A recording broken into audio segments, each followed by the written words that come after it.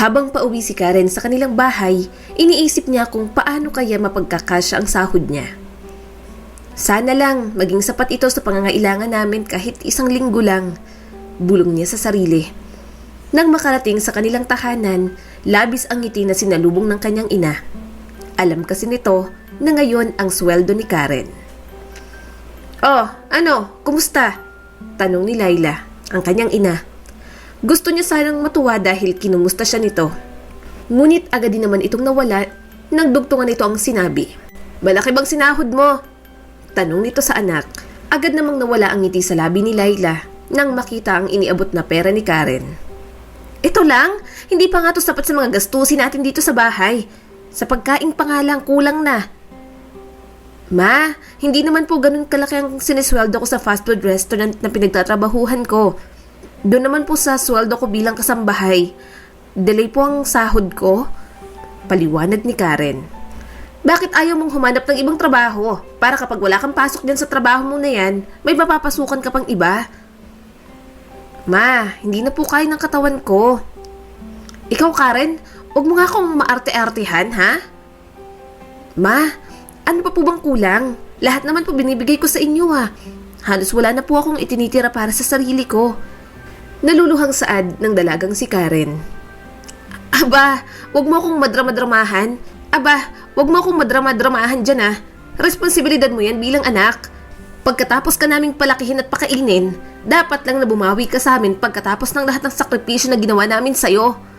Saad ng ina niya at dinuro-duro pa siya. Ramdam ni Karen na bubuhos ng mga luha niya. Tumalikod siya pero hindi niya inakala na bigla siyang hihilahin ito pabalik. "Napakabastos mo, ah. Ano, akala mo malaki nang natutulong mo? Huwag mo kong tatalikuran, Karen, habang kausap kita, ha." "Ma, magpapahinga muna ako. Magpalamig ka din po muna," mahinahong sabi ni Karen, ngunit dinedma lang siya nito. "Ito ang tatandaan mo. Anak lang kita. Itatak mo yan sa utak mo." Galit na sabi ni Laila at dinuro-duro ang ulo ni Karen saka umalis. Naiwan naman si Karen na nakatulala at mapait na napangiti. Sa totoo lang, gustong-gusto niya ng sumuko. Ngunit kada naiisip niya na gusto niyang makaahon kung nasaan man sila ngayon, mas lalo siyang ginaganahan na magpursige pa. Kinabukasan, bago pumasok sa trabaho, inihatid niya muna ang kapatid sa school. Palagi niya naman itong ginagawa. "Gerald, tara na! Baka mahuli ka na sa klase mo," pagtawag ni Karen sa nakababatang kapatid. Pagkatapos na itong ihatid sa eskwelahan, dediretso na si Karen sa trabaho bilang isang kasambahay. Mamayang gabi pa ang duty niya sa isang fast food restaurant na pinagtatrabahuhan, kung kaya't kada umaga nagtatrabaho siya bilang kasambahay. Minsan, kaunti na lamang ang oras ng tulog niya. Pero hindi niya yun alintana. Basta ang mahalaga sa kanya, magkaroon ng sapat na pera sa araw-araw. "Magandang umaga po, ma'am." Bati ni Karen sa amo nito sa bahay na pinagtatrabahuhan niya nang maabutan niya ito sa sala. "You're late," mataray na sabi ng babaeng amo. "Sorry po, ma'am. Inihatid ko pa po kasi sa school yung kapatid ko." "So? Hindi ko na problema yon. Ang usapan natin, 7 a.m. ang pasok mo rito at dumating ka ng 7:10. "Ma'am, pasensya na po talaga. Ngayon lang po ito. Hindi na po mauulit." Paghingi ni Karen ng paumanhin. "Siguraduhin mo lang, sa susunod na mangyari to, hindi na kita tatanggapin. Pati ako malilate sa trabaho dahil sa'yo." Inis na sabi ng kanyang amo. "Si Maya, paglutuan mo ng breakfast. 8:40 a.m. ang time niyan. Ipahatid mo na lang sa driver." Paalala ng babae bago tumalikod. "Sige po, ma'am, ingat po kayo." Sagot naman ni Karen at yumuko pa. Nang makaalis ang babae, dali-daling nagluto si Karen para sa almusal ni Maya, ang bata na kanyang inaalagaan. "Maya, gising na. Luto ng pagkain mo." Malambing na gising ni Karen sa bata. "Where's mommy and daddy?" Inaantok na tanong nito. "Hindi ko na naabutan ng daddy mo, pero si mami mo, kaaalis lang kanina. Will they get home early?" "Hindi ko alam, Maya. Baka maaga silang uuwi kapag wala masyadong gawain." "Sana makapag-bonding din kami," pabulong na sabi ng bata. Napatingin si Karen dito at nakita ang malungkot nitong itsura. "Tayo ka na dyan, tapos pagkatapos ng klase niyo maglalaro tayo." Pagpapagaan niya sa loob nito. Napatingin naman sa kanyang bata at napalitan ng saya ang mga mata. Really?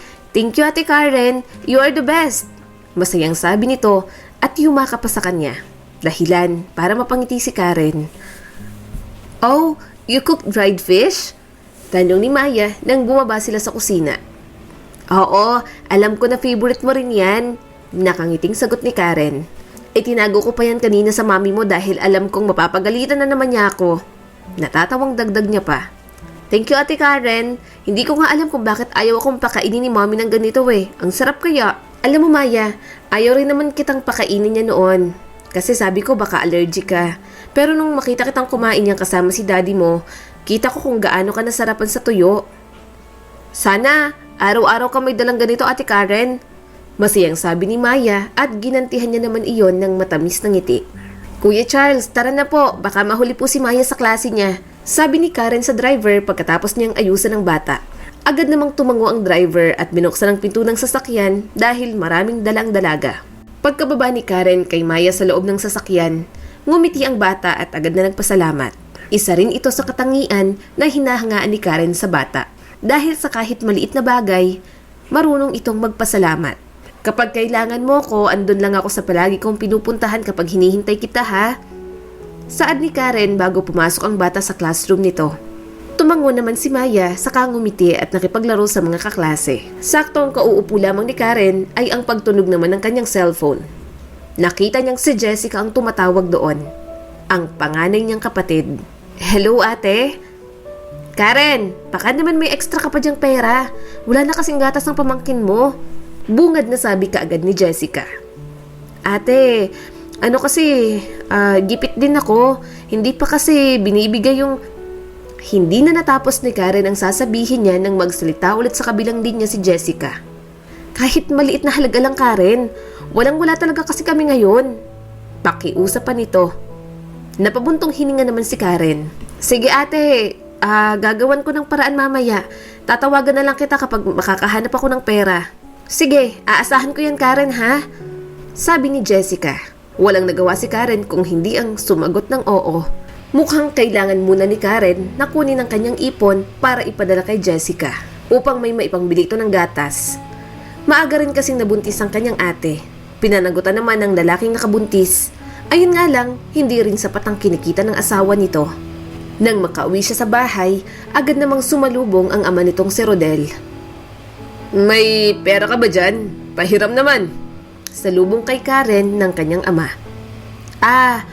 Papa, wala pa po kasi. Humihingi rin po si ate. Nakayukong sabi nito. Napabuntong hininga naman si Rodel. Yang ate mo, kabata-bata pa nag-asawa agad. Ayan, edi hindi alam kung saan kukuha ng pera. Kaya ikaw, huwag kang gumaya doon. Iiling-iling na sabi nito. Gayahin mo si Lynn. Tingnan mo, nasa ibang bansa. Maayos ang tayo. Nakakapagpadala ng 20 mil kada buwan. Sana, ganun ka rin. Saad nito bago umalis. Napatulala naman si Karen sa sinabi ng ama. Dapat ay sanay na siyang palaging makumpara dahil ganoon naman lagi. Pero masakit pa rin talaga. Agad niyang pinunasan ang tumulong luha sa pisngi bago nagpatuloy sa pagpasok sa bahay nila. Maghahanda naman siya para pumasok sa fast food restaurant na pinagtatrabahuhan. 8 oras siya roon. Gusto niya na sanang magpahinga pero hindi pwede dahil buo niyang pamilya sa kanya nakaasa. Nang makarating si Karen sa pinagtatrabahuhan, agad siyang nagbihis para makapagsimula na ng trabaho. Medyo na late pa nga siya ng kaunti. Ang tanga-tanga mo naman, simpleng trabaho lang, di mo pa magawa. Pagtataray ng isang customer sa kanya. Nagkamali raw kasi ang pagkain na ibinigay, samantalang yun naman talagang in-order niya at nasa resibo pa ito. Ma'am, ayan po kasi yung in-order nyo. Ito po ang resibo. Sabi ni Karen at iaabot na sana ang resibo pero itinapon iyon ng babae. Hindi ko kailangan yan. Talagang bobo ka lang at di ka makaintindi. Ma'am, pasensya na po ha. Pero sobra naman po kayo. Service crew po ako. Pero hindi naman po kasama doon na mumurahin nyo ako, pati ang mga kasama ko. Kasi nagtatrabaho po kami ng maayos. Di naman po kayo nagpapakain sa amin. Kasi kami po ang gumagawa ng paraan para makakain kami. Kung may anak man po kayo, di nyo man lang ba naisip na paano kung mura-murahin lang din siya? Hindi ba masakit? Mahabang litanya ni Karen. Kaninang umaga pa siya nakakatanggap ng masasakit na salita. I don't care. Professional ang anak ko at hindi siya pwedeng mura-murahin lang. Kaya po pala ang taas ng tingin niyo sa sarili niyo, sabi ni Karen. Where's your manager? Gusto ko siyang makausap. Napakawalang modo mo, babae ka pa naman. Maarating sabi ng babae, saka umirap. Ma'am, may problema po ba rito?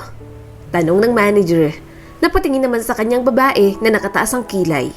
Ikaw ang manager? Maarating tanong nito. Tumango naman ang manager. Pagsabihin mo tong babae na to napakawalang modo. Bakit tinatanggap niyo ang mga ganyang tao rito? Ako na po ang bahalang kumausap sa kanya, ma'am. Pasensya na po. Sabi nito bago tiningnan si Karen at sinenyasan na sumunod sa kanya. Ma'am, kung ano-anong... Agad itong pinatigil ng babaeng manager bagong ngumiti. Narinig ko lahat. Galing mo nga Laging ganyan ang babae na yan. Kada pumupunta rito, pati ang ibang service crew minumura niya rin. Pinagyayabang na mataas ang pinag-aralan ng anak niya. Ikaw lang ang naglakas loob na sumagot sa kanya. Nakangiting sabi ng manager. Napangiti na rin si Karen. Sige na, bumalik ka na sa trabaho mo. At kapag nangyari ulit yon, huwag kang magpapatalo. May mga ganong klase talaga ng mga tao. Mag-aalas 2 na ng madaling araw nung makapag-out si Karen. Nag-unat-unat muna ito dahil sa sakit na rin ng katawan. Nang makauwi ng bahay, nag-alarm siya ng 5 a.m. para maghanda sa pinagtatrabahuhan bilang kasambahay. Kahit kaunting oras na tulog, mahalaga na kay Karen. Nag-unat-unat siyang muli pagkagising. Magluluto pa siya ng almusal dahil nga Sabado, hindi niya na kailangan pang ihatid ang kapatid niya sa school. Pero siya pa rin ang nagluluto ng almusal. Habang naglalakad patungo sa trabaho, nakita niya na may pinagtitripan na naman ang mga tambay na nag-iinom sa may daan. Sige na Pogi, isang shot lang para makalagpas ka na. Ayaw mo ba? Mag-abot ka man lang sa amin ng pangpulutan at nang makalagpas ka. Agad naman itong nilapitan ni Karen. Palaging ganito ang ginagawa ng mga tambay. Kapag may dumadaan at bago sa paningin nila, kukulitin nila ito at pipilitin na magbigay ng pera. Gusto mo bang painumin ka pa namin dito? Tanong ng isang lalaki, sabay taas ng baso na may alak. Kung nagbibigay ka lang sana namin ng pera, kanina ka pa nakaalis. Hoy, ayan na naman kayo ha. Saad ni Karen nang makita na kinuha ng binata ang wallet nito. Napatingin naman sa kanya ang mga nag-iinuman. Halata na lasing na rin ang mga ito. Oh, Neng, ikaw pala. Wala ka bang pasok ngayon? Kilala mo ba yung si Pogi? Sabihan mo nga, bigyan kami kahit 500 piso lang. Ayos na yun sa amin. Nako, tumahimik nga kayo. Kalalaki ng katawan nyo, ayaw nyo magsipagtrabaho. Sa ibang tao talaga kayo umaasa para magkapera kayo. Akala mo naman may mga patago. Pagsusungit niya sa mga ito. Sus, sige, tig-100 na lang, ayos na sa amin. Sabi naman ng isa. Hay nako, magtrabaho kayo. Sabi ni Karen at kinaladkad ang lalaki paalis. Tinawag pa ng mga tambay si Karen pero di na ito lumingon. San ka ba pupunta? Nako, pasensya ka na, ganyan lang talagang mga yon. Sabi ni Karen. Nakatingin naman sa kanyang binata. Bibisitahin ko lang ang lolo ko. Salamat nga pala. Sabi nito at napakamot pa sa batok. Sige. Alam mo ba kung nasa ng bahay ng lolo mo? Gusto mo bang samahan na kita? Hindi na kailangan. Isang liko na lang naman at andun ang bahay ni lolo. Sagot nito at ngumiti naman si Karen bago tumango. Una na ako ha. May pasok pa kasi ako. Ingat ka ulit. Paalam ni Karen pero bigla siyang hinawakan ng lalaki. Sorry. Gusto mo bang ihatid na kita papasok sa trabaho mo? Nahihiyang tanong nito. Nagulat naman si Karen bago umiling. Hindi na.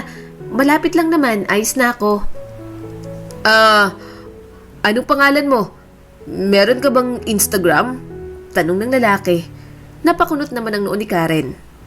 Wala hindi naman ako mahilig sa social media. Okay. Anong cellphone number mo? Kung ayos lang sa'yo. Sabi pa ng lalaki.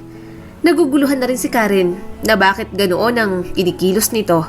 Pasensya na pero hindi ako nagbibigay ng number ko sa mga taong hindi ko kakilala. Sorry. Sabi na lang ni Karen. Aaminin niyang gwapo ang lalaki pero hindi pa rin siya dapat magtiwala ng basta-basta. Magsasalita pa sana ang lalaki pero pinutol na iyon ni Karen. Sorry ha, kailangan ko nang umalis. Baka malita ako sa trabaho. Ingat ulit. Sabi nito at nagpatuloy na sa paglalakad. Oh, ano Neng? Asa na si Pogi? Para pera lang, di mo pa napagbigyan. Kukuha na ng pera si Pogi, pinigilan mo pa eh.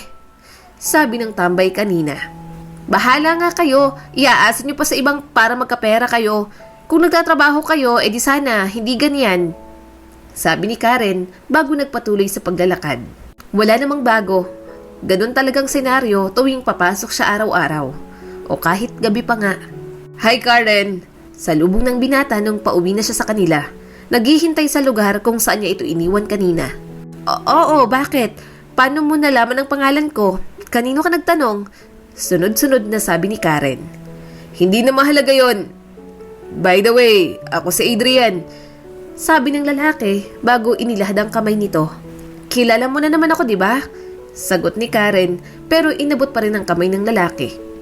Huwag mong sabihin na kanina ka pang umaga rito. Natatawang tanong ni Karen.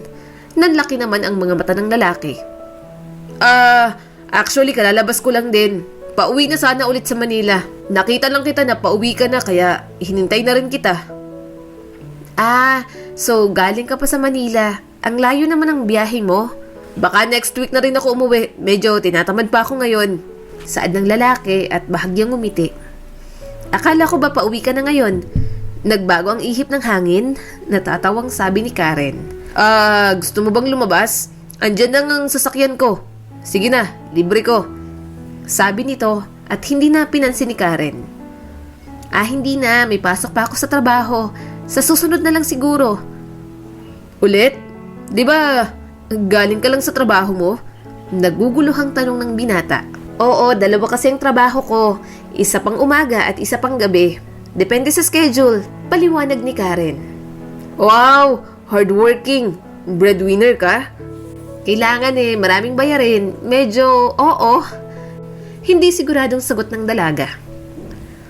Grabe, nakaka-amaze ka naman. Kung gusto mo, tutulungan na kita. Willing akong tumulong. May alam akong trabaho. Saka isa pa, malaki ang sahod. Nako, hindi na. Ayos lang ako. Kaya ko naman magdalawang trabaho. Pero baka masobrahan yung katawan mo. Alam mo bang masama rin ang sobrang pagod? Baka mag-overfatigue ka niyan. Nag-aalalang sabi ng lalaki. Kakakilala lang natin. Ba't parang ang gaan ng loob mo sa akin? Natatawang sabi ni Karen. Wala lang. Gusto ko lang may makilala dito. Alam mo na kapag pumunta ulit ako dito, baka para may makausap ako. Marami ka namang makakausap dito. Wag nga lang yung mga tambay kasi hihingian ka talaga ng pera ng mga yon. Anong oras nga palang pasok mo mamaya? Mga 9 PM pa. May kaunting oras pa ako para makatulog ulit. Malayo bang pinagtatrabahuhan mo? Tanong ni Adrian. Napaisip naman si Karen. Medyo. Tipid niyang sagot. Baka naman pwede kitang ihatid mamaya. Medyo gabi na rin palang pasok mo. Delikado na. Hindi na. Kaya ko naman. Okay lang, promise. Ihahatid kita. Wala naman akong ibang balak. Sabi pa ni Adrian. Napaisip naman si Karen at akmang magsasalita nang biglang may sumigaw. Aba, Karen, nandiyan ka na pala. Hindi ka pa umuwi para magsaing. Hapon na. Sigaw ng kanyang ina. Napabuntong hininga na lang si Karen. Nahihiyang tumingin sa kausap. Kailangan ko nang umuwi. Pinapauwi na ako. Sabi ng dalaga at tumawa ng mahina. Inaamin niyang nahiya siya pero anong magagawa niya? Hindi niya naman mapipigilan ang kanyang ina. Okay, sige, ingat. Pahinga ka muna. Sabi ni Adrian at ngumiti lang si Karen bilang sagot bago naglakad pa paalis. Nako, yung anak mong yan may kausap na lalaki kanina. Nagpapaligaw na yata wala pa namang napapatunayan sa buhay. Pagsusumbong ni Laila kay Rodel nang umuwi ng bahay si Karen. Aba, hayaan mo siya kung gusto niyang gumaya sa atin niya. Akala mo namang laging mauubusan ng lalaki. Sagot naman ni Rodel. Ma, pa, hindi ko nga po kilala yung lalaki na yon. Nakita ko lang na pinagtitripan siya kaninang umaga ng mga tambay kaya tinulungan ko. Tapos, nakita ko ngayong hapon kaya kinausap ako at kinausap ko rin siya. Paliwanag ni Karen sa kanyang mga magulang. Asus, galingan mo pa Karen at baka sa susunod, buntis ka na. Saad muli ni Laila. Sige na po, tutulog po muna ako. May pasok pa ulit ako mamaya.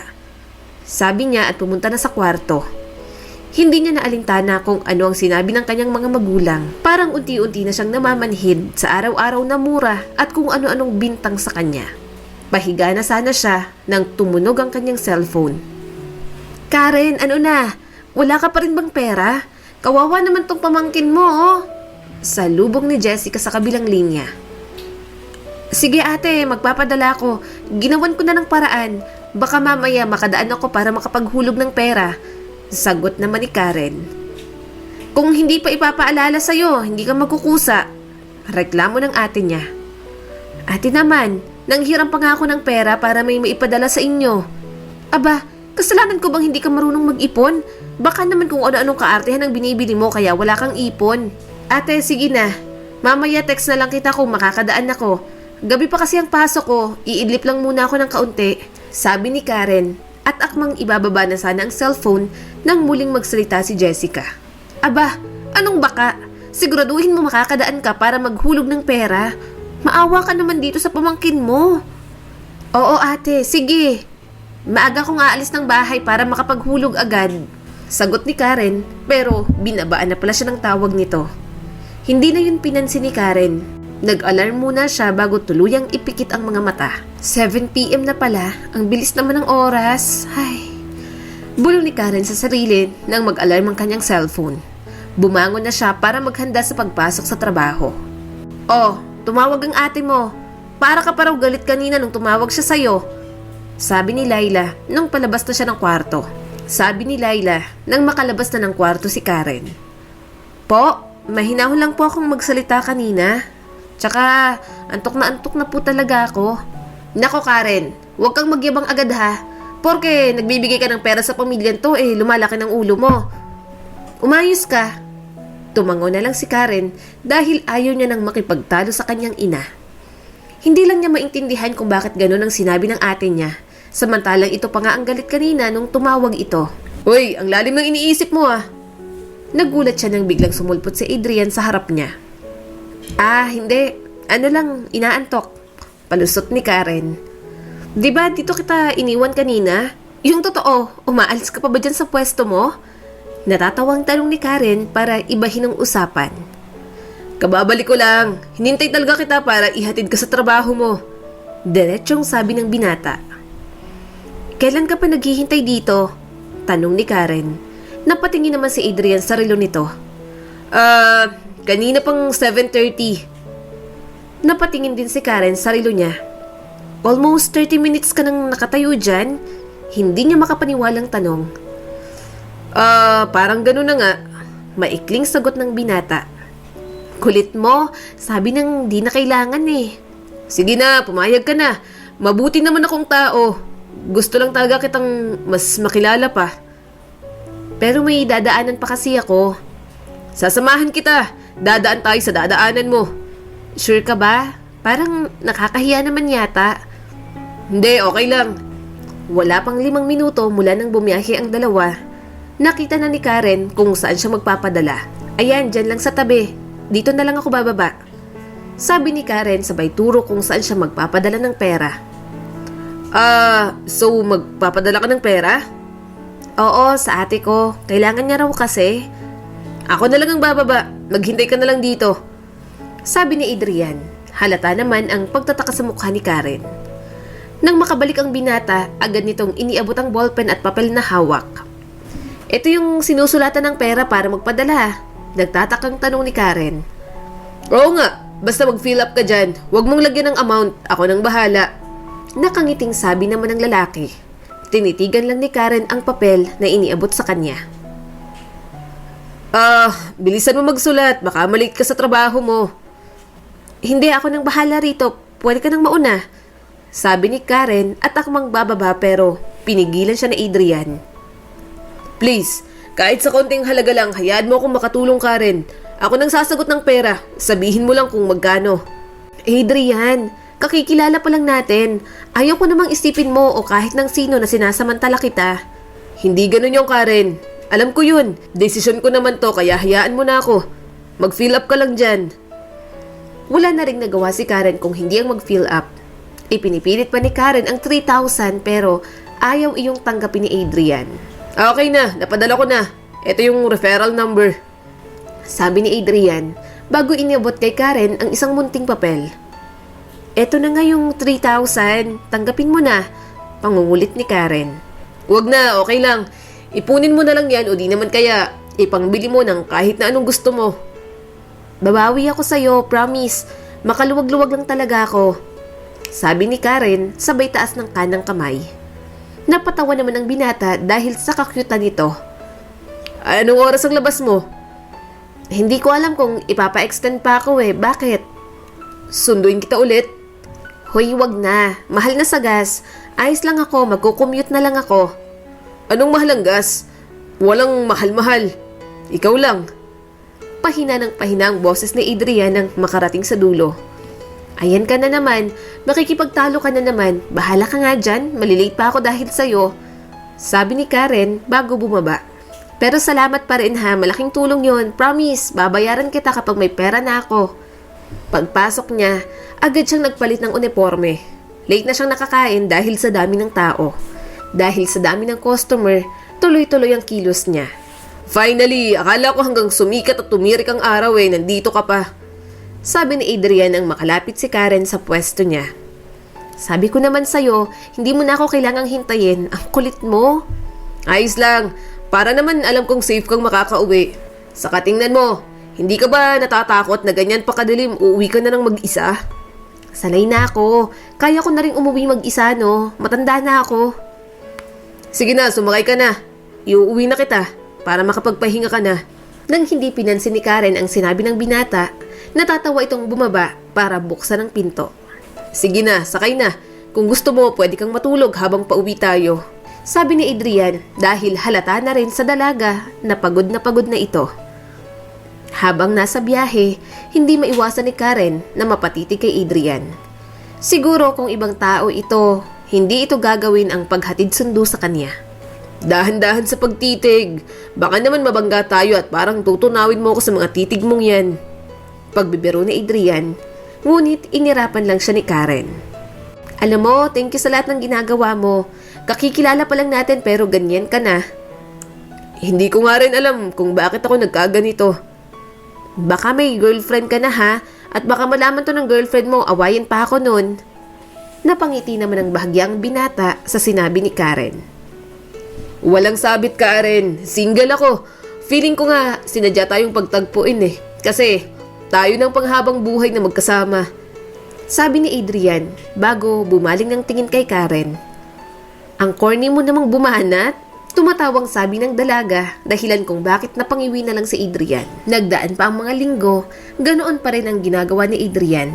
Hatid sundo si Karen sa pagpasok at labas sa trabaho nito. Alam kong masyado pang maaga, Karen, kasi kakikilala lang natin. Pero gusto ko lang itanong kung... Kung ano? Tanong ni Karen kay Adrian dahil halatang kinakabahan ito sa sasabihin niya. Kung pwede ba kitang ligawan? I mean, pwede mo naman muna akong wag sagutin at kilalanin mo muna ako. Ganun. Basta, hayaan mo lang ako na ligawan kita. Ha? Seryoso ka ba? Wala bang halong biro yan? Seryoso ako, Karen. Hindi ko naman sa'yo sasabihin kung hindi Kasi, Adrian, hindi pa ako handang pumasok sa isang relasyon ngayon. Alam mo naman diba kung ano yung sitwasyon ko? Tungkol sa pamilya mo? Sa pera? Pwede kitang tulungan. Malambing na sabi nito. Hindi lang naman yon. Baka sabihin din ng mga tao na baka kaya naging tayo kasi mayaman ka. May kaya, ganon. Nanliliit na sabi naman ni Karen. Sa totoo lang, no boyfriend since birth pa siya. Dahil wala pa naman talaga sa isip niya ang magkaroon ng boyfriend. Isipin nila kung anong gusto nilang isipin. Buhay mo naman yan. May sarili-sarili tayong buhay. Kung ang gagawin lang nila ay ang manghusga sa buhay ng iba, di sana, hindi na lang sila nagkabuhay. Napapailing na sabi ng binata. Adrian, suway naman ni Karen dito. Bakit? Totoo naman yung sinasabi ko. Huwag kang makinig sa sasabihin ng iba. Well, kung talagang hindi ka pa handang pumasok sa isang relasyon, ayos lang sa akin. Naiintindihan kita. Hindi kita pinipilit na sagutin mo ko agad. Thank you sa pag-intindi mo sa akin.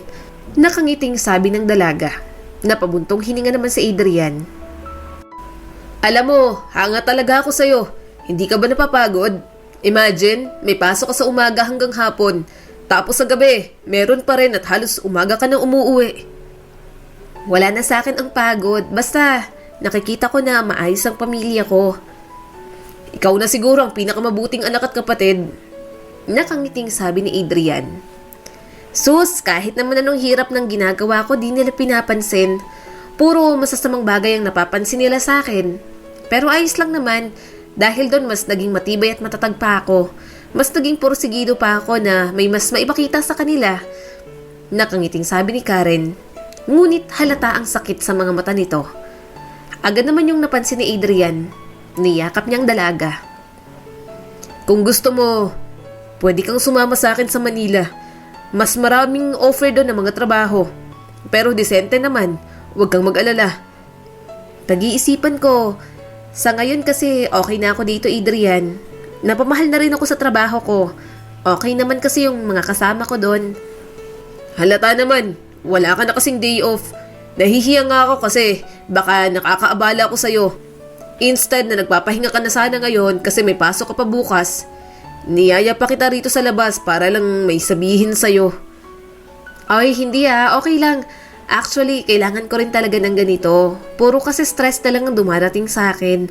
Halos wala na akong time para magpahinga naman muna sa stress. Basta kapag gusto mo munang mag-relax, pwede mo kong tawagan kahit kailan. Libre ako, basta ikaw. Kahit pa nasa malayong lugar ako, isang tawag mo lang darating ako. Malambing na sabi ng binata. Namula naman si Karen, ngunit agad niyang pinigilan ang kilig na nararamdaman. Kailan mo ba balak bumalik sa Manila? Tanong ni Karen kay Adrian at mas niyakap ang braso nito. Tinawagan ako ni Mommy kanina. Kinukumusta ang company. Ang sabi ko okay naman. Nandito ako sa province, binisita si Lolo. Pinapauwi niya na ako bukas kasi ang dami pa raw dapat gawin. Di ko raw dapat iniiwan ng ganun katagal ang company. Uuwi ka na bukas? Baka sa boses ng dalaga ang lungkot. Tumango naman si Adrian bilang sagot. Babalik naman ako. Aayusin ko lang ang mga bagay na dapat ayusin. At pagbalik ko, sana kasama na kita sa Manila para makilala ka ni na Mommy at Daddy. Pero bukas, bago ko umalis, ipapakilala muna kita kay Lolo. Ayos lang ba? Nakangiting sambit ni Adrian. Nagdadalawang isip naman si Karen kung papayag ba. Nahihiya siya rito. Sige, mabait naman siguro ang lolo mo, di ba? Sana hindi siya katulad ng mga nababasa ko na masusungit. Sabi ni Karen, dahilan kung bakit natawa si Adrian. Mabait yun. For sure, madali mo lang makaka-close yun. Promise. Adrian, pasensya ka na pero kailangan ko nang umuwi para makatulog pa ako kahit papano. Ay, oo nga pala. Napasarap ang kwentuhan natin. Kung gusto mo, araw-araw magkwentuhan tayo ng ganito, okay lang sa akin. Sabi ng binata at inalalayang tumayo si Karen. Kung pwede lang araw-arawin, ginawa ko na. Sabi ni Karen at pinagpagan ng suot. May mga dumikit kasing damo sa pagkakahiga nila. Ingat ka, baka mapagtripan ka na naman ng mga tambay dyan ha. Paalam ni Karen kay Adrian bago bumaba ng sasakyan. Kilala na nila ako. Di na nila ako pagtitripan. Friends na nga kami. Sus, siguro nakukuha ng kanila ng pera, no? Nanliliit na matang tanong ni Karen. Ano, hindi no? Kilala pala nila si Lolo at kilala rin sila ng lolo ko. Ako pa nga ang sinisi ng mga tambay kasi bakit daw hindi ko sinabi na apo ako ng lolo ko? Sige na, bye. Ingat ka. Salamat ulit. Paalam ni Karen at tuluyan ang bumaba ng sasakyan. Gumaway pa siya bago tuluyang pumasok sa loob ng bahay nila. Hoy, Karen, mag-usap nga tayo. Salubong ng kanyang ate Jessica. Aalis na sana siya para pumasok. Hindi niya alam na umuwi pa lang ate niya. Ate, kailan ka umuwi? Tanong niya rito, ngunit hindi nito pinansin iyon. Tuloy ang masamang tingin sa kanya. Mag-usap tayo. Wala kang pakialam kung kailan ako umuwi. Maarteng saad nito. Tumango na lang si Karen bilang pagsang-ayon. Sino ang lalaking palagi raw naghahatid at sundo sa'yo? Si Adrian. Kaibigan ko ate. Kaibigan? Hatid sundo? Walang mali siya ate. Siya ang unang lumapit sa akin. Mukhang mayaman yun Hingian mo kaya ng pera. O kaya gamitin mo ng gamitin para yumaman din tayo. Ate, hindi ko naman kayang gawin yun. Hindi naman ako ganong klaseng tao. Saka isa pa, mabait si Adrian. Hindi ganong tao. Siguro, gusto mo ikaw lang ang mag-isang yumaman. Kaya ka ganyan, di ba? Ano bang klaseng tanong yan, ate? Kahit kailan hindi ko ugali ang mangdamay ng iba para lang sa sarili kong kapakanan. Hindi ko sasamantalahin ang kabaitan ng iba para lang sa gusto ko. Pagtatanggol ni Karen, hindi niya rin talaga maintindihan ang mga taong nakapaligid sa kanya kung bakit sa tingin ng mga ito madaling makuha ang pera. Pero ang kabaliktaran naman noon, napakahirap kitain. So, anong ipinararating mo? Mukha akong pera, ganun ba? Hindi makapaniwalang saad ni Jessica, nakahawak pa sa bewang. Ate, hindi. Gusto ko lang malaman mo na kaya naman nating magsumika para yumaman, di ba? Yayaman tayo sa sarili nating pagsusumikap, hindi dahil sa ibang tao. Kailan pa, Karen? Baka uugod-ugod na tayo, di pa rin tayo mayaman. Minsan kailangan mo ding paganahin ang utak mo at dumiskarte. Kaya nga ate, dalawang trabaho ang ginagawa ko eh. Hindi pa ba diskarte yon? Pinagmamalaki mo yung dalawa mong trabaho, kulang na kulang pa nga yan. Tingin mo, aangat ang buhay natin dyan? Hindi na natapos ni Karen ang kanyang sasabihin nang dumating si Laila. Ang aga-aga, puro pagtatalo na naman kayo. Hindi na kayo nahiya. Rinig na rinig sa kapitbahay ang mga bunganga nyo. Ma, sinasabi ko lang naman kay Karen na pwede niyang gamitin yung lalaking naghahatid sundo sa kanya. Mukhang mayaman eh, sabi ni Jessica sa kanilang ina. Tama naman ang ate mo, Karen. Lumambing bigla ang boses ni Laila. Madali tayong yayaman kung gagamitin mo yung lalaking yon. Alam mo kasi hindi tayo yayaman dyan sa trabaho mong yan. Maliit lang naman ang sahod mo dyan. Ma, hindi ganun yon. Hindi ko kayang gumamit ng tao para sa kapakanan natin. Hanggang kaya ko, gagawa ko ng paraan. Karen, ang kapatid mo nag-aaral. Ang dami pang gastusin. Kailan mo ba maiintindihan yon? Medyo tumaas na ang boses ni Laila. Ma, naiintindihan ko. Alam ko po yun. Pero 'di ba? Kaya nga ako nagtatrabaho para maibigay ang lahat ng pangangailangan. Naku Karen, hindi ko alam kung anong utak ang meron ka. Kulang nga, kulang. Ano bang hindi mo maintindihan doon? Sumigaw na si Laila. Wala nang nagawa si Karen kundi ang magpunas ng luha at umalis. Papasok na po ako. Malamig niyang sabi bago lumabas ng bahay na iyon. Habang papalis ng bahay, hindi mapigilan ni Karen ang mainis. Kung bakit parang napakahirap ipaintindi sa mama at ate niya kung gaano dapat magsikap at paghirapan para makuha ang isang bagay. Oy, anong nangyari sa'yo? Okay ka lang ba? May masakit ba sa'yo? Salubong ni Adrian sa pinaghihintayan niya palagi kay Karen. Ha? Hindi, wala. Ayos lang ako. Nakangiting sabi ni Karen pero halatang pilit iyon. Alam ko na hindi ka okay. Sige na, sabihin mo na sa akin. Handa akong makinig. Pero kung hindi ka komportable, maintindihan ko naman. Malambing na wika ni Adrian at hinawakan ng kamay ni Karen. Siguro sa susunod na lang tayo pumunta kina Lolo kapag okay ka na. Actually, yan sana ang sasabihin ko eh. Hatid na lang kita sa trabaho mo bago ako umuwi. Atat na kasi si Mommy, sabi ni Adrian at sumimangot. Hala, wag na. Mauna ka na kayang umuwi sa inyo. Matagal pa kasi yung biyahe. Kaya ko nang pumasok sa trabaho. Hindi na. Gusto kong masigurado na ligtas ka. Saad ng binata at pinagbuksan ng pinto ng sasakyan si Karen. Habang nasa biyahe, hindi maiwasang mapaisip ni Karen kung dapat niya bang sabihin kay Adrian ang sinabi ng mama at ate niya. Adrian, huwag kang magagalit ha? Panimula ni Karen. Saglit na napatingin sa kanyang binata bago tumango. Hindi ako magagalit kahit ano pa yan. Promise. Kasi kanina, kaya malalim yung iniisip ko. Naiinis ako kina ate. Ang sabi nila, gamitin kita para yumaman kami. Kasi walang mangyayari kung hanggang doon lang ang trabaho ko. Pag-amin ni Karen. Saglit na natahimik si Adrian, kaya kinabahan siya sa sasabihin ng binata. Well, may point naman sila. Mag-resign ka na dyan sa trabaho mo. Ako nang bahala sa'yo. O di naman kaya asawahin mo na lang ako. Saad nito kay Karen bago kumindat. Napataas naman ang kilay ng dalaga. Baliw ka ba?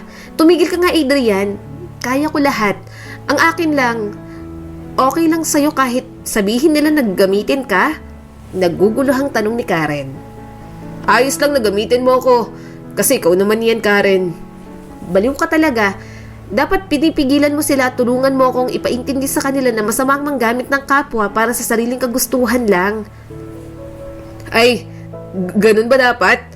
Hayaan mo na rin yun. Pero kasi, naiintindihan ko rin ang ipinaparating nila, Karen. Alam natin pareho na hindi ganun kalaki ang kinikita sa trabaho mo, hindi ba?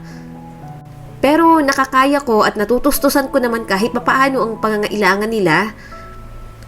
Pero, paano ka, Karen? Nakakaya mong ibigay sa kanilang gusto nila pero naisip mo bang sarili mo?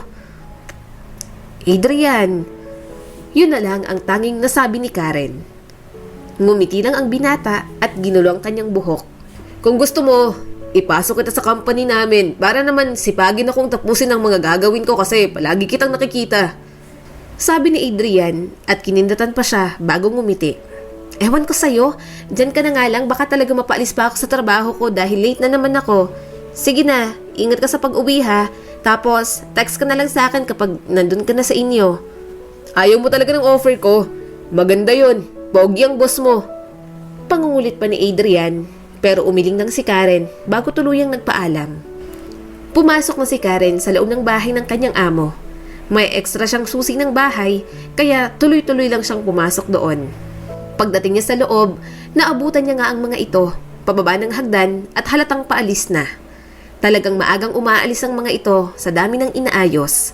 Good morning, ma'am, sir. Pagbati ni Karen sa mag-asawang amo. Good morning. Sakto naman at nandito ka na bago kami umalis. Huwag ka nang magluto ng breakfast namin. Kay Maya na lang ang iluto mo. Sabi ng among lalaki. Tumango naman si Karen. Pancake na lang ang iluto mo sa kanya. Iwasan mo na rin magluto ng mga hotdogs. Since wala namang pasok si Maya.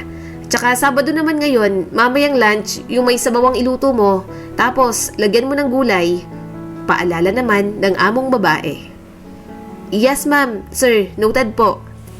Dumiretso na si Karen sa kusina para ihanda ang lulutuin na almusal ng bata. Saktong nagpapainit siya ng kawali nang pumasok ang among babae sa kusina. Akala niya'y nakaalis na ito.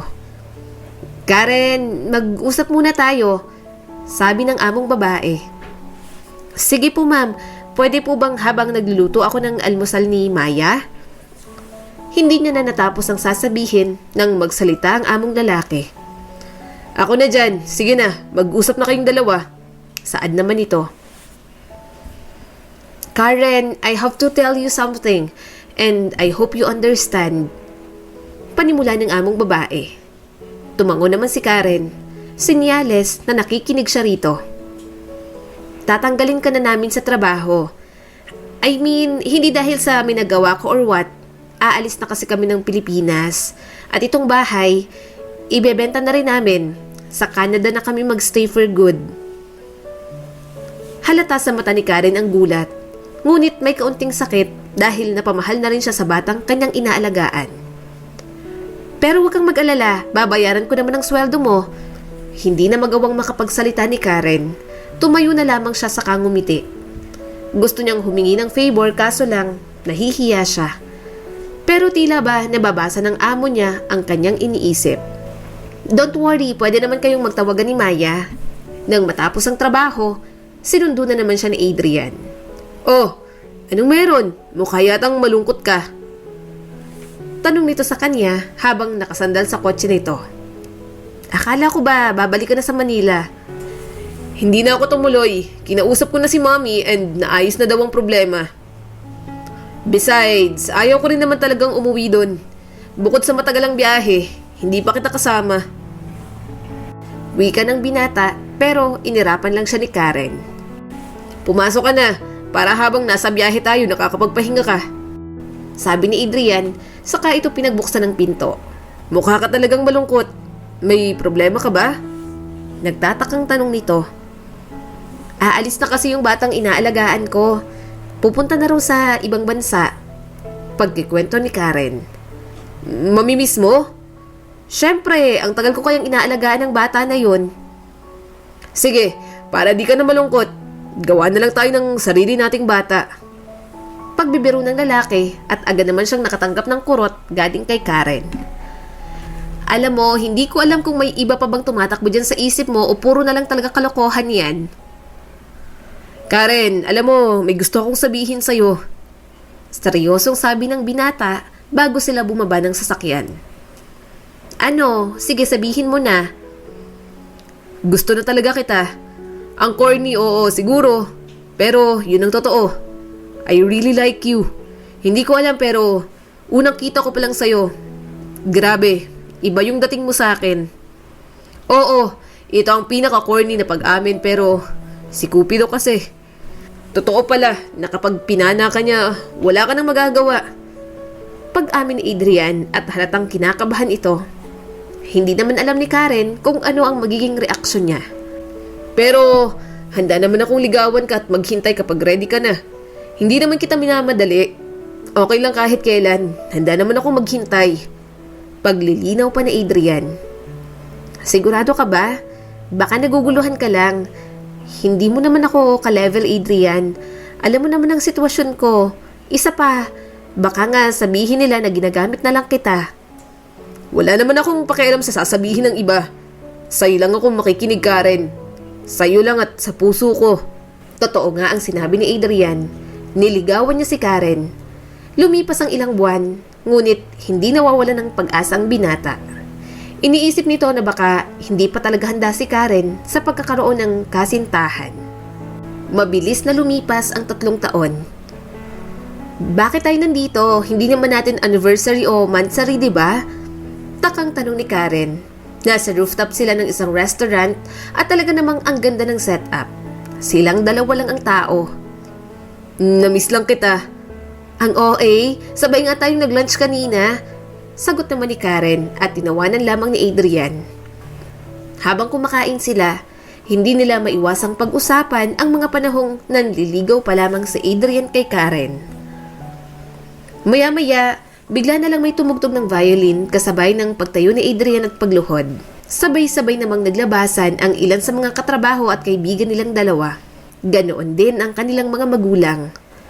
Ang tagal kong hinintay ang pagkakataon na to. Karen and Gallardo, will you marry me?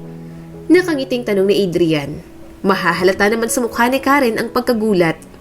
Yes, of course. Magpapakasal ako sa'yo. Saad ni Karen, dahilan para magsigawan ang lahat ng taong naroon. Okay, sa una po, si Ma'am muna ang magsasabi ng vows niya. Sa kanya po muna ang focus ng camera. Sabi ng isang videographer na medyo matanda na. Kumuha kasi sila ng videographer at photographer para sa kanilang kasal. Hindi ko naman talaga inaakalang aabot tayo sa punto na to. Akala ko nga tatanda kong dalaga. Kasi ang mahalaga lang sa akin nun, magtrabaho. Wala na akong oras sa pag-ibig. Pero salamat kasi dumating ka. Kahit na ang dami-daming pagsubok ang dumating sa atin, nanatili ka pa rin sa tabi ko.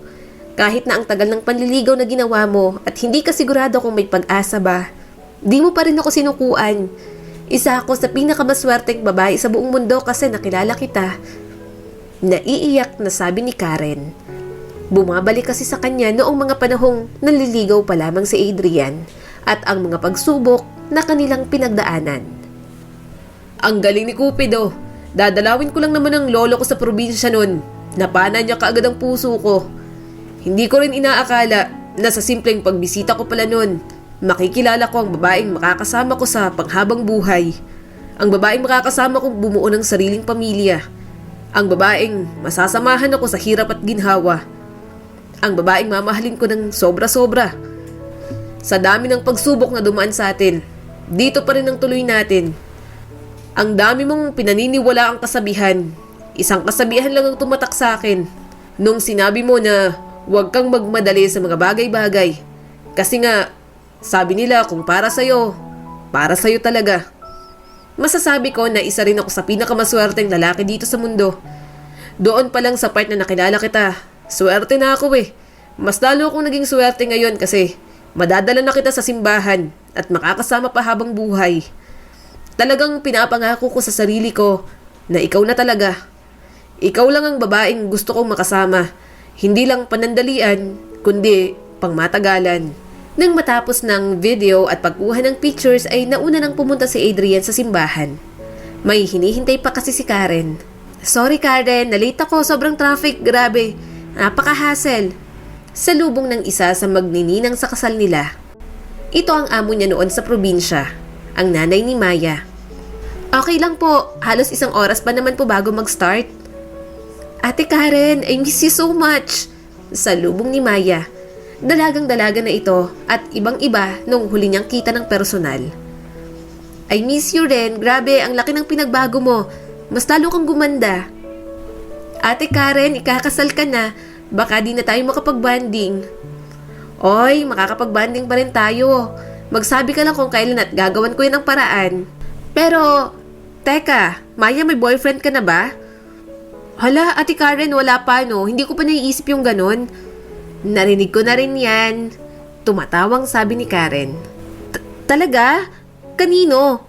Tanong naman ni Maya. Sa akin. Ganyan din ang sinabi ko nun. Tapos tingnan mo ngayon. Eto na yon. Wala nang atrasan to, Karen. Ganyang wedding ang gusto ko. Kailan ko kaya mararanasan yan?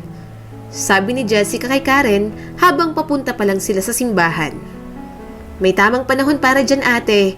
Malay mo naman may plano talaga si Justin na pakasalan ka sa simbahan mismo.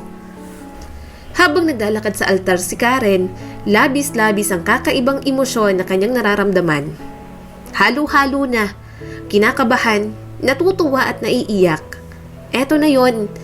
Ilang sandali na lang, ganap na silang mag-asawa at makakasama ang isa't isa habang buhay. Pangako pong iingatan at mamahalin ko ang anak niyo ng buong buo, sabi ni Adrian sa mga magulang ni Karen bago nagmano. Ang ganda mo dati pero mas lalo kang gumanda ngayon, bulong ni Adrian pagkarating ni Karen sa tapat nito. Pagkatapos ng kasal, dumiretso na sila sa venue. Nauna muna ang palaro ng host bago mag-umpisa ang pagbibigay ng sasabihin ng mga magulang nila. Pagkarating sa reception, inanyayahan ng host ang mga magulang ni Karen sa unahan upang magbigay ng mensahe sa anak nila at para na rin sa mag-asawa. Anak, alam kong ang dami kong pagkukulang at pagkakamali na nagawa sa'yo, pero paulit-ulit mo pa rin akong pinatawad at inintindi. Ngayon, magkakaroon ka na ng kabiyak at alam kong kasunod na nito ang pagkakaroon nyo ng anak. Alam kong magiging isa kang mabuting ina at asawa. Alam kong hindi mo hahayaang maramdaman ng anak mo ang naramdaman at pinaramdam namin sa'yo. Umiiyak na sabi ni Laila sa anak. Ang hiling ko lang sa inyong dalawang mag-asawa, sana kung anumang problemang dumaan sa inyo, malagpasan ninyo. Alam kong hindi mawawala ang pag-aaway pero alam kong yan din naman ang susubok at magpapatibay sa inyong relasyon at pagmamahalan. Dugtong naman ni Rodel. Pagkatapos ng mensahe ng mga magulang ni Karen, agad din namang nagbigay ng mensahe ang mga magulang ni Adrian. Alam ko na palagi naming sinasabi sa ng daddy mo noon na kailangan mong humanap ng mapapangasawa kasi hindi ka na pabata. Kaya pala ang tagal mong makahanap ng asawa, ang tagal mo rin na hindi pumupunta ng probinsya. Kung alam lang namin na doon mo mahahanap ang dawan mo, sana pala doon ka na tumira simula pagkabata. Pero ang payo lang namin sa'yo ng daddy mo, mas palawakin mo ang pag-intindi at pag-unawa sa iyong asawa. Ang wish namin sa inyo, mas tumagal pa kayo at mas mag-grow. Kasi ang buhay pag-aasawa, hindi yan basta-basta. Marami pa kayong madidiscover dyan. Congratulations and best wishes sa inyong dalawa, Karen and Adrian. Makalipas ang ilang buwan. Han, gusto ko ng pinakbet pero yung kulay red ang sabaw. Ayaw ko rin ng may bawang at sibuyas. Gusto ko yung may itlog na pinirito sa pakbet. Sabi ni Karen sa asawa nito. Ano? Ang weird naman ang gusto mong pakbet. Ang weird mo nga maglihi. Bilisan mo na. Nagugutom na ako. Okay. Ito na. Magluluto na. Sabi ni Adrian at agad na pumunta sa kusina para ihanda ang iluluto niya. Marami man ang nangyari sa kasal ni na Adrian at Karen. Makalipas ang 5 taon, marami ring nagbago sa mga buhay nila. Mas lumago at lumawak ang kanilang mga negosyo. May mga problemang dumarating, Pero sa kabila nun, nasosolusyonan nila ng magkasama. At ang isa sa pinakamalaking blessing na kanilang natanggap ay ang pagkakaroon ng mga anak. Dahil may sariling pamilya na si Karen, natuto na rin ang kanyang mga magulang at kapatid na magsumikap sa buhay. Bilang mabuting anak, hindi naman maaatim ni Karen na pabayaan ang pamilya niya. Kaya sa laging magbigay ng sustento, napagdesisyonan nilang mag-asawa na bigyan ito ng munting negosyo. Sa ganoong paraan, yon ang pinalago ng mga magulang at ate niya para hindi na umasa pa sa kanya. Minsan nagbibigay pa rin si Karen pero tuwing may okasyon na lang, katulad ng birthday at Pasko. Muli, ito po si Skylar Guro at sana may bago na naman kayong natutunan sa kwento natin ngayon. Maraming salamat po.